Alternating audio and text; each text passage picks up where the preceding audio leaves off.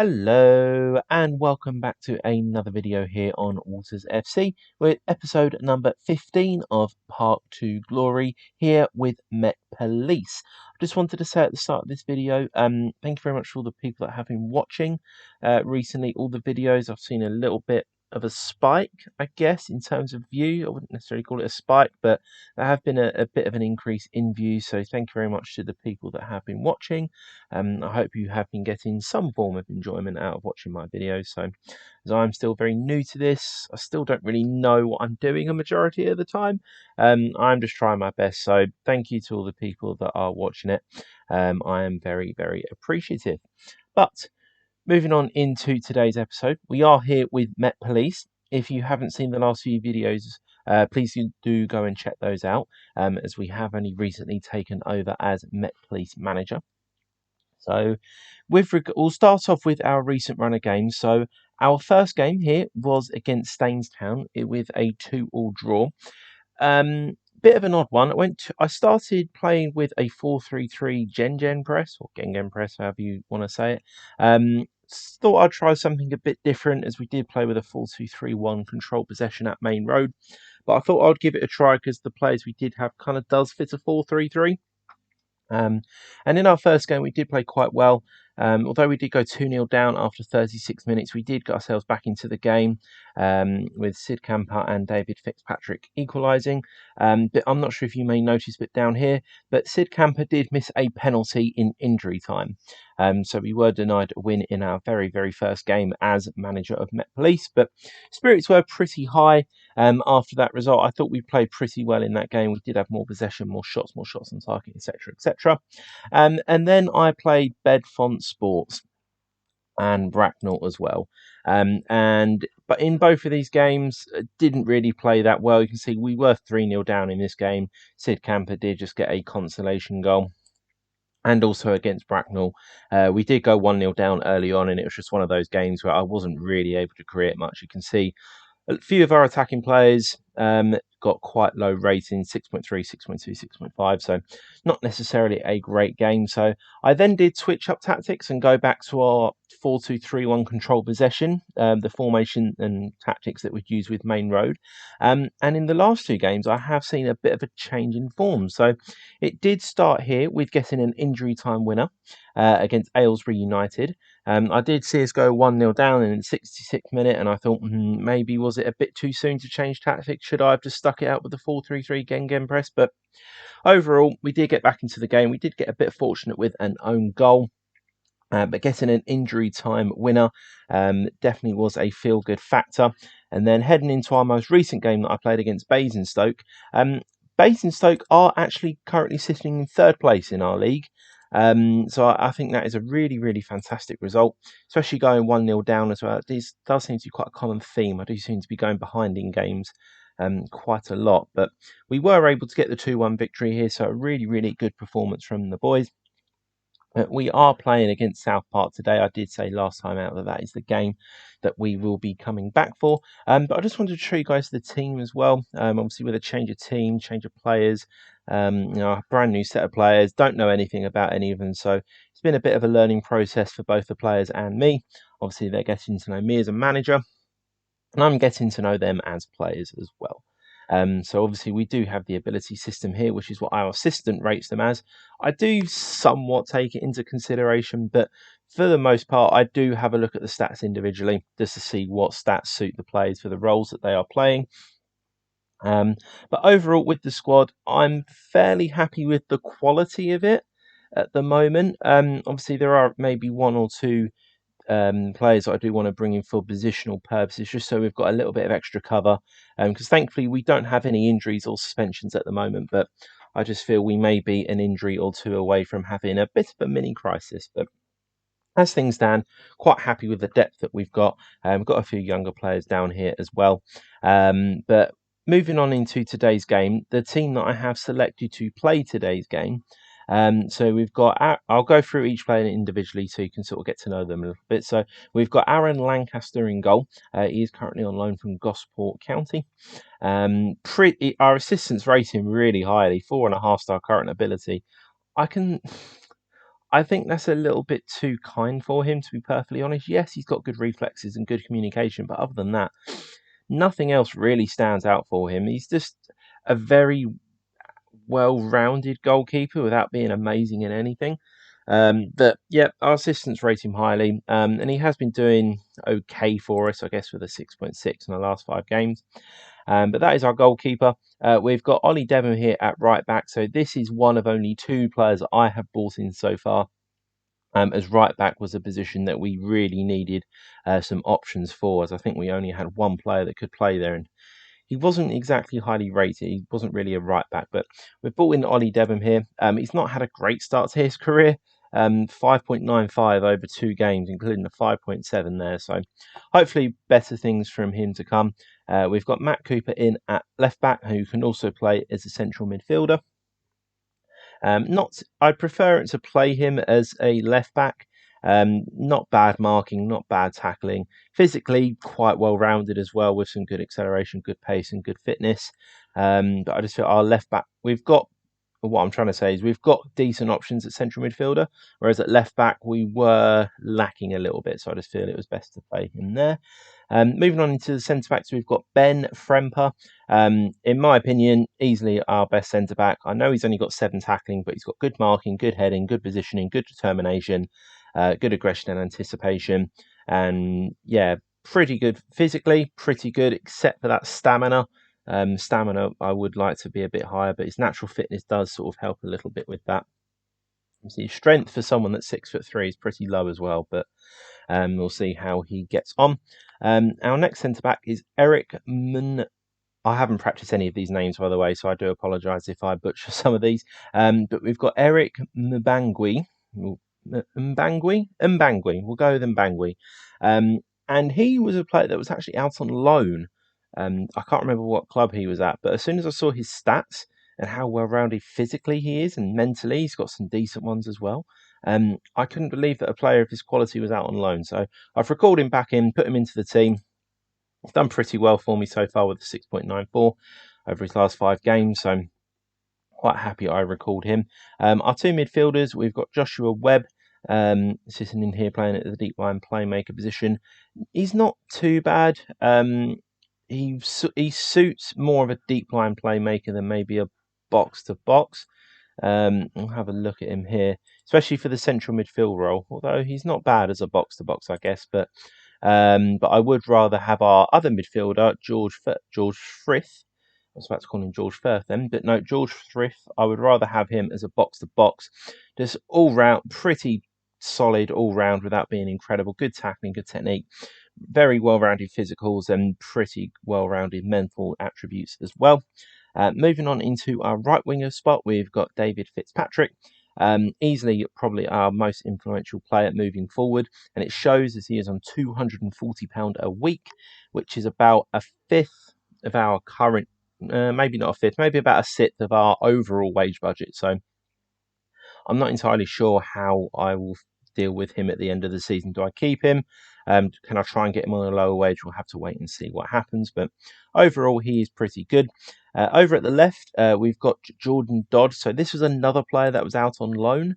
Again, I can't remember what club he was at. Actually, it may have been Burnham, as it does say in the bottom right-hand corner. And although a lot of his stats do have the little orange arrow icon, which is a bit concerning, but overall, he is a player that can play on either wing or striker. And as well as, I think I was saying before, right back is the area that we were struggling in before. And I am looking to bring a couple of players. One of those positions is definitely at left winger, because other than Jordan Dodd, I haven't really got many other options aside from people that are already playing. Yes, I've got this guy here called Stanislas Diangia. We'll go with that. But some of his stats for playing as a left winger are not great, especially considering he's only got 4 pace as well. So yeah, I'm not really too keen on him. So yeah, definitely attacking left mid we are looking for. But moving on into the central attacking midfielder position spot, we have got Ben Davidson, who can also play attacking left mid. He is actually naturally as an attacking left mid, but in terms of players who can play at central attacking mid, I definitely feel he's our best player by miles. Good first touch, good dribbling, good technique, good vision as well, and decent flair and determination, and good composure as well for a player at this level. I just feel like attacking, playing in the central role anyway, he'll just be able to offer us that little bit more. And then finally, another area that I am looking to improve at the moment is definitely striker. Although I do have a couple of strikers, I don't have anyone that sort of stands out. And I think, yeah, that's the guy that's going to get me a lot of goals. But we are currently going with Sid Camper up at striker. And you may notice it does say up here that he is a left back. He is a very unique player in the fact that he can play left back and the fact that he can play striker. But looking at some of his left back stats, he's only got 3 marking and 3 tackling. So immediately that does raise alarm bells. So I didn't necessarily want to play him there, which is why I'm playing him striker, because I just think stats for striker, he's a bit better. He's got, although it doesn't really count for, although I am playing him as an advanced forward. So he's got good dribbling, good finishing, good first touch, not bad passing and technique. With some decent mental attributes as well, good teamwork, good work rate. Good bravery as well, and he's not got bad pace as well. Although it's not quite blistering, he definitely will be causing problems for a couple of defences in this league. I won't go through every single player here because a few of them are youth players. I'll maybe just show a quick highlight. So we've got Callum Bolan, a striker on loan from Brackley, who's not too bad. He can definitely come in and make an appearance. We'll put Harry Hearn here on the bench. Youth player, quite good potential, not too bad stats wise for now, so he may get a couple of sub appearances. Hopefully we'll see him improve. Nick Pear, who I think I singled out a little bit unfairly last game. Obviously I didn't really know any of the players at the time, but looking at his stats, he's not too bad. Decent tackling, good marking, pretty decent physicals as well for a 31-year-old centre back, so he'll definitely get some game time. We've got Kyle Stovall here as another backup striker. Again, decent finishing, decent pace, but not really much else. There, got Reece Paul, centre back, pretty decent mental attributes. You know, really good in some areas, good determination, leadership, and positioning. But technical, not great. But again, he is an option. Moving on, we've got Danny Leonard. So this guy can either play central midfielder or centre attacking mid. So I feel like he is a good option to have around. He can come off the bench, play a couple of positions, and also one of our other signings that we've made is Joel Okello. So he is a young Swedish right back with a lot of room to grow as well. Obviously, stats aren't fantastic at the moment with only 5 marking and 6 tackling. But, you know, it is what it is. In terms of the club finances, they're just dropping down and going further down. I don't really know what to do at this stage of the season. Obviously, I can't really host friendlies against any big teams. So I think just for now, we're just going to have to ride it out, see what happens, wait until the summer. We may get a takeover. There hasn't been any messages to say that they're rumoured to be a takeover, so we will just have to wait and see. And we are spending quite a bit over our wage budget. I have only bought in 2 players. I think I may have mentioned that before, in Ollie Debham and Joel Okello. But I did also bring in a scout who's getting paid like £170 a week. Yeah, it's this guy here, Luke Martin. For a scout at this level, absolutely phenomenal. I wasn't really expecting anyone to, you know, have the stats of around 6 or above, but the fact that this guy's got 10 adaptability and 9 for judging player ability and potential, I feel like hopefully he will be able to find us some good players in the summer. Anyway, that's enough about that. Let's get into today's game against South Park. They are currently sitting 9th in our league. I'm not sure if we are able to overtake them with the win today. We will have a look at the league table as we do get into it. But yeah, a lot of the players feel like the formation could expose us at the back. Maybe because they're not too used to playing the formation that I'm trying to implement. I'm not sure if there is a way to check to see what tactics were being played beforehand under previous managers. Obviously, you're able to check your own tactics back throughout the season, but I will have a look into that and see what formation they played. But I do want to try and get them playing in our way, the way that was successful for us at Main Road. Hopefully, we can try and implement that here at Met Police. I understand it will be difficult to do it straight away. But hopefully with the rest of this season, the players can get somewhat used to it. And I know I'm not going to be able to keep every single player this season, but hopefully with some signings, you know, we are able to implement our way of football. But starting off this game, we've started off being really rich vein of form. We had a corner there, and I'm not entirely sure who it was that got their head on it, but headed it straight at the keeper at point blank range. So a little bit frustrating that we're not taking advantage of those set pieces, unlike Manchester City in the Carabao Cup final earlier today. But the less I say about that, the better, as we find ourselves 1-0 down against South Park. Unfortunately, it's not the South Park from the famous TV series. This is the South Park, a football team. We do find ourselves 1-0 down in quite disappointing fashion. We've left our defender stepped up. I'm not sure who it was. Lawler Dell. I'm really terrible with names. Just runs through the hole that was left in our defence and just slots it in. Unfortunately, Lancaster wasn't able to keep that one out. But against the run of play, we do find ourselves 1-0 down, which is a little bit annoying. But still quite early on in this game. We've still got a lot of time left. We've been creating a few chances early on in this game, so hopefully we are able to just keep playing our game and we are able to get ourselves back in the game. And Fitzpatrick goes for goal, and I thought the goalkeeper had tipped it over considering the animation he made, but he didn't get a touch on it. He just made an attempt to go for it, even though it did go over the bar. And Camper's got to get in here. Is he going to score from the tight angle? He does. And that's his third goal of the season, and all 3 goals have come since I've taken over, so he really has stepped up his game since I've been in charge. So Fitzpatrick there with the ball. Devon, who's on a yellow card early doors, plays a really good ball over the top that Camper just runs onto. From that angle, I honestly didn't think he would be able to slot that in the way he did. I thought we'd go for a near post. It looked like the keeper did leave a massive gap open at the near post, but he found a way in. And judging by the stats up here, that is at the minimum that we deserve. We have been very much on top of this game. A lot of the ball, a lot of chances being made as well. Not just shots, but shots on target, which is good to see. And it is good to see that we have managed to convert one of those chances. But we do find ourselves 1-1 at half time. And as I was just saying, good performance so far, but we just need to keep going. I'm going to encourage the boys here. We do need to carry on making these chances, get a win as well. As I was going through the results earlier on in this video, we've had a bit of a mixed bag of form with a win, 2 losses and 2 wins, 2 losses and a draw. Was it 2 wins, 2 losses and a draw? It was, yeah. No, wait, hang on. I'm getting confused now. We drew our first game. We then lost 2. We then won 2. So yeah, we've had a bit of a mixed run of form. Pretty average, which sort of sums up the season for Met Police. Obviously finding themselves around 12th in the table, but the board wants us to finish top half. We're still in with a good shout of finishing top half if we're able to put a good run of results together. Get a couple of wins under the bag, then hopefully we will be able to do that.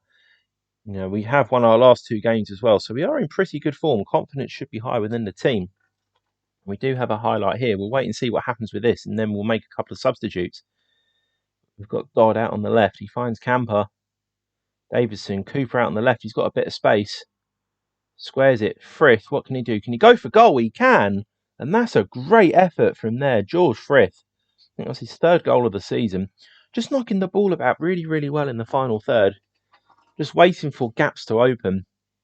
So you can see, just pulling their defenders out with a lot of room. George Frith there. I'm quite surprised he didn't take the shot on earlier, but he took a touch, composed himself, and absolutely rifled it in the bottom corner. And I think deservedly so, puts us 2-1 up in this game. So we are going to have a look at making some substitutes. We'll see what we've got here. So Ollie Devon again with a 6.4. Not exactly had a stellar start to his career with the Met Police. So we will bring him off for Joel Akolo. Let's see what else we can do here. So maybe Joshua Ware, bring him off, 6.6 on a yellow card as well. We will bring on Danny Leonard. Maybe move Frith to deep line playmaker. Yeah, I think that's going to be the play. Leonard's a little bit more comfortable as a box-to-box. I don't necessarily see him as a deep line playmaker either. And Frith can definitely play the deep line playmaker role. So we'll keep it at those 2 changes for now. We may make another change as we get into injury time. As we can see, Fremper down here is struggling a bit with fitness, which is not entirely at all surprising as the fitness ratings for some of these players aren't fantastic. But yeah, we're going to go a little bit more defensive, see out the game. I know we haven't really conceded much in the last 10 minutes in terms of chances, but it is just important just to see the game out now. So I think we're going to take off. We're going to take off Fremper because his conditioning did go to red first, and we're going to bring on Nick Pear. Nick Pear. Nick Pear? Nick Pear. I'm going to go with Pear because he's got an E on the end of his name. But yeah, in the 90th minute here, let's just see out the game. Don't allow them anything in. Only 2 minutes of injury time. And I think that is going to be full time. Referee, thank you very much. We played a minute over the allotted injury time, which is quite a lot. But main thing is we come out with this game with a 2-1 win, our third win on the trot. Players are absolutely loving it. And I feel like now they're starting to get on board with what, the style of football that I want to play. And they're sort of starting to learn and adapt their own games as well. As I did say earlier, I did start out the first couple of games by playing a 4-3-3 with a DM and 2 CMs. Gengen press, which I've used myself in offline saves before and had a lot of success with. But I just feel like the Gengen press is just like an easy cop-out tactic to go to. But I think that, the great thing about Football Manager is that, you can discover your own tactics in terms of trying to get results and, get performances in, etc., etc. So I don't really often use the control possession tactic much in this year's Football Manager. I think because I started using the Gengen press really early on when the game came out and just had a lot of success with it. So I was a bit reluctant to try other tactical styles. I think I tried Tiki Taka. Let's just have a look at some of the ones here. So, yeah, I've tried ring play. I've tried wing play. I've tried park the bus. I've tried fluid counter attack. I've tried tiki taka and vertical tiki taka. I hadn't really dabbed too much in control possession, but it worked for us at Main Road, and it's now looking like it's starting to work for us here with the Met Police. So we are on a pretty good run of form. 3 wins on a row, and it coming at a really good time, really, because quite a lot of games here without a win. So the last win was on the 2nd of November against Northwood in a 2-0 win, and then they didn't get another win until the 22nd of January. That's 2.5 months without a league win. I'm not surprised their old manager got sacked. I know we did contribute to 3 of those games, but yeah, they didn't win. There's 6 games before that, so I'm not surprised their old manager got sacked. It's really hard to sort of come into a new team and get an instant turnaround, but we are looking like we are finally getting our message across to the players. Just having one last look at the league table, we do find ourselves sitting in 11th place. And this is a big if we put together a good run of form, maybe we could challenge for the playoffs. That's a bit of a tall order, I do admit, and it would take a bit of a minor miracle for us to get there, but we're only 8 points off. We've got 11 games left of the season. You never, ever know. But yeah, I think I'm going to wrap it up there for today's video. Like I said, we've got 11 games left, so I'll gauge how well we're doing within this season. If it does look like we are, let's say we win these next 2 or 3 games here and we get a lot closer to the playoffs, maybe I'll come back for the Uxbridge game or Carl Charlton game. Obviously depending on how we get on, but if not, I may just play all the way until the end of the season. If we sort of get to the Uxbridge game, Carl Charlton game, we're not really in with a shout of the playoffs, and I may just play until the end of the season, and we'll have a bit of an end of season episode against Waltham Abbey. Have a look at budgets for next season, have a look at the season overview, and obviously go on from there. But anyway, guys, I'm going to wrap it up for today's episode. Thank you very much for taking the time out of your day to watch this video. It does mean a great deal to me. But anyway, my name is Dan, and I'll see you on the next one.